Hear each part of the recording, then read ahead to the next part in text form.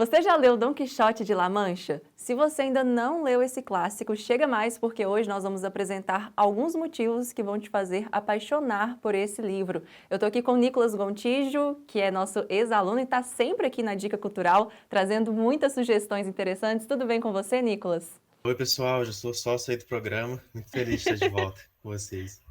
Isso aí, ó, a gente tem que aproveitar o seu bom gosto literário, de filmes e séries, mas hoje então você escolheu, né, o clássico Dom Quixote de La Mancha, e eu queria que você já começasse falando um pouquinho sobre essa história, né, que na verdade foi escrita há muito tempo atrás, mas que ainda hoje diverte muito, né, Nicolas? Dom Quixote é um livro que ele tem um dom fantástico.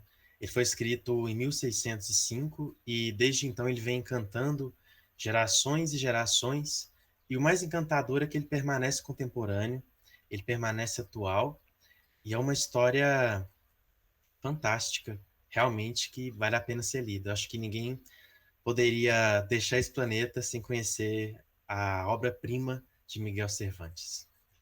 Muito bom, olha só, é um livro então que você não pode deixar de ler mesmo.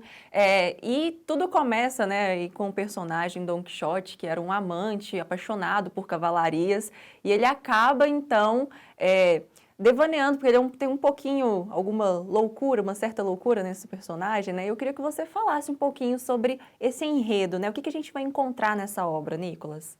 O enredo, na verdade, ele é bastante simples. Ele fala de um senhor que o Miguel de Cervantes não especifica o nome exato, ele fala que é Quejada, entre outros nomes, que é um senhorzinho de meia idade, um pouco mais velho, um pouco mais de meia idade, que ele é apaixonado por livros de cavalaria e, de acordo com Cervantes, ele leu tantos livros por tanto tempo que isso o levou realmente à loucura. Mas é uma loucura que Cervantes transforma em algo profundamente divertido. De tão apaixonado por cavalaria, Quixote, ele se autonomeia Dom Quixote, resolve ser um cavaleiro, como os cavaleiros dos livros, e parte pelo mundo em busca de aventuras que só existem na sua mente, mas que mesmo assim nos divertem muito. E ele tem, né, a companhia aí de Sancho Panza, né, o seu fiel escudeiro. Eu queria que você falasse um pouquinho da participação e dessa relação de amizade, né? Ele ali sempre tentando auxiliar Dom Quixote, né? Explica um pouquinho pra gente, por favor. Olha, a relação dos dois é muito divertida, porque o Dom Quixote é um personagem muito interessante. Sempre tem aquele ditado, né, de gênio e de louco, todo mundo tem um pouco. Dom Quixote, de gênio e de louco, tem muito. E o Sancho Panza funciona como contrapeso para o Don Quixote, porque o Don Quixote é extremamente louco, ele cria situações completamente inusitadas, e o Sancho Panza, ele, ao mesmo tempo que ele não é louco, ele é bastante lúcido, ele é extremamente ingênuo, muito ingênuo. Então ele funciona meio que como se o leitor estivesse ali. Ele meio que tem aquela parte racional, mas é ingênuo o suficiente para permitir que Don Quixote entre nas arapucas, nas situações completamente loucas que ele entra, de forma que é muito divertido. O Cervantes transforma o Sancho Panza de, em vez de uma voz da razão, em uma forma de colocar o leitor na ação. Ele tem razão suficiente para entender que aquilo é uma loucura, mas não suficiente para evitá-la. Muito bom. E um dos trechos mais famosos dessa obra, né, que geralmente quando o pessoal vai retratar o livro de Dom Quixote, é ele lutando contra os moinhos de vento. Eu queria que você falasse um pouquinho, se essa parte também te chamou a atenção, se te tocou de alguma forma, o que que você fala, né, a respeito desse trecho? É uma parte muito chamativa da obra mesmo. Eu também gostei muito dela. Eu acho que ela é muito interessante, principalmente quando a gente pega para expressões visuais, quando as pessoas vão fazer um filme, uma série, um desenho animado. É muito interessante, porque é muito visual. Você coloca um moinho gigante, o Don Quixote todo doidão indo acertar o moinho. Mas eu particularmente gosto muito da cena em que ele é consagrado, que ele é sagrado cavaleiro. Eu gosto muito da cena, porque ali a gente observa a genialidade do Cervantes na sua capacidade de construir personagens extremamente complexos, extremamente realistas e colocá-los em situações completamente inusitadas. O Moinho é interessante, mas nessa cena que ele é sagrado cavaleiro, é muito interessante porque ali é a primeira vez que ele se apresenta como Don Quixote. Até ali ninguém tinha encontrado ele. É a primeira vez que ele interage com outras pessoas como Don Quixote. E eu gosto muito dessa cena, porque lá ele vai tratar das reações das pessoas. Particularmente é o que me fascina mais na história. A forma como cada pessoa reage diferente à loucura de Don Quixote. Alguns reagem com piedade, outros reagem com zombaria, outros se aproveitam dele. Ele vai trazendo vários personagens. E o que é mais interessante, cada reação tem uma forma que não é extrema, não é superficial. Por exemplo, ele é sagrado cavaleiro pelo dono da pensão que ele acha que é um castelo.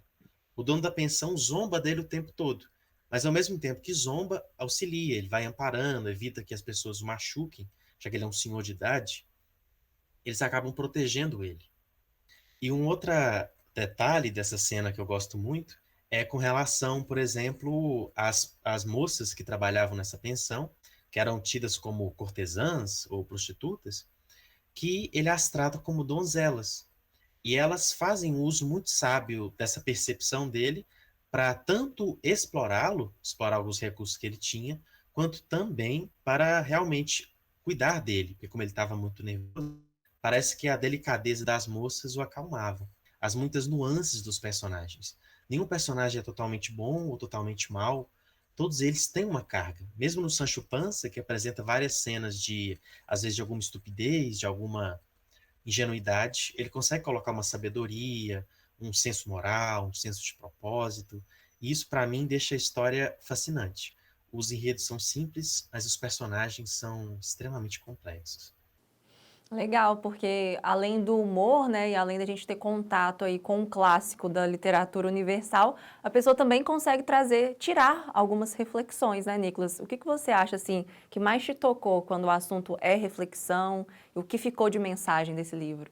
Ele acaba sendo um instrumento que Cervantes usa para sua época e que nós também podemos usar na nossa, para realmente usar a criatividade para tornar a nossa realidade mais amena, mais possível. Don Quixote, ele escolhe ser um cavaleiro e vive como um cavaleiro. Ele vive de acordo com o seu propósito. Claro que isso é vivido de uma forma extrema, mas ao mesmo tempo, Don Quixote pode ser um exemplo para nós, de pensarmos no que queremos ser, em como queremos ser e em como podemos moldar a nossa realidade, desde que não nos falte criatividade, desde que não nos falte esse ideal, essa vontade de realmente ir moldando a nossa realidade. Don Quixote mostra que a realidade é algo extremamente moldável. Claro, ele não foi sagrado cavaleiro, ele não conseguiu o coração da sua querida Dulcinea del Toboso, não deu a ilha para o Sancho Panza governar, mas ele trouxe alegria para muitas pessoas na história. A gente observa que ele vai criando, ele vai sendo uma espécie de agulha que Cervantes vai tecendo vários fios narrativos. Porque na verdade o Don Quixote, ele é um personagem que vai passando na história de outras pessoas. Vai conseguindo unir casais, vai resolvendo problemas de pessoas, vai criando uma série de situações que mudam a realidade em torno dele. Não é o que ele quer, mas com certeza ele tornou aquela realidade muito, mas muito mais interessante. E outra coisa que é legal é que sub-histórias dentro de Don Quixote. É como se fosse uma novela com vários episódios. E cada episódio daquele vai trazendo diversas questões da humanidade, que eu gosto muito. São questões do ser humano tal qual ele é. Cervantes vai discutir várias questões muito modernas, até mesmo feminismo. Tem uma cena lá que o pessoal achava que uma moça tinha que se casar com um rapaz, e ele mostra que não, por uma explicação completamente lógica. Então as histórias são muito interessantes, principalmente por mostrarem as facetas humanas. Nem tão boas, nem tão ruins, mas exatamente como são. Reais, autênticas e perfeitas em cada uma das suas características. Então é muito rico, vale muito a pena ser lido. Tá certo, Nicolas. E a gente encontra aí, né, essa obra tanto em 2 volumes, quanto também num combo, né? São 2 livros em um. E, inclusive, algo que chama a atenção é o jeito que Miguel de Cervantes escreve essa história, né, nesses 2 volumes, porque ele brinca com outras versões que outros autores tinham escrito antes dele, né? Então, assim, ele acaba quebrando aí a quarta parede, ele coloca uma coisa de real dentro da ficção, e isso mostra o quanto a escrita dele é diferente, é chamativa, né, e acaba prendendo o leitor. Sim, é fantástico. É importante lembrar também que muitas vezes as pessoas têm medo de ler esse livro, por ser um clássico, por ele ser extenso, mas ao mesmo tempo é importante entender isso, ele era um livro de comédia. E o que é mais legal, numa época que o gênero de comédia, como conhecemos hoje, ainda não existia, ele criou um gênero. Então é meio que um resgate da história. E é um livro muito divertido, é uma comédia, e tem esse detalhe da segunda parte, que ele é uma quebra de quarta parede. Ele conversa com o leitor o tempo todo, ele faz autocríticas o tempo todo. Tem partes que ele comenta que ele errou a escrita em partes anteriores. Então a gente sente meio que num diálogo com Cervantes. É como se você sentasse um famoso café mineiro, se sentou para tomar um café e comer um queijinho com Miguel de Cervantes, observando as bobeiras de Don Quixote e Sancho Panza. Isso aí, ele acaba dando origem aí ao jeito que a gente conhece a ficção, né? A ficção moderna. Então, olha, Nicolas, eu adorei a sua dica, adorei aqui o nosso bate-papo. Espero que o pessoal de casa também tenha gostado. E quem não leu, né, ainda Don Quixote, que leia. Muito obrigada pela sua participação, Nicolas. Que é isso, pessoal. Vocês me chamando, eu tô aqui. Sempre um prazer. Combinadíssimo, então. E, gente, é assim, então, nesse clima que a gente encerra o Conexão Unipan de hoje. Muito obrigada pela companhia de vocês. Semana que vem a gente se encontra, hein? Até lá! Eu nasci pela vontade do paraíso, nessa era de ferro, para reviver a idade perdida da cavalaria. Eu sou aquele a quem os perigos estão reservados. Grandes aventuras e atos heróicos também. Eu sou Don Quixote de la Mancha. E eu vou viver para sempre.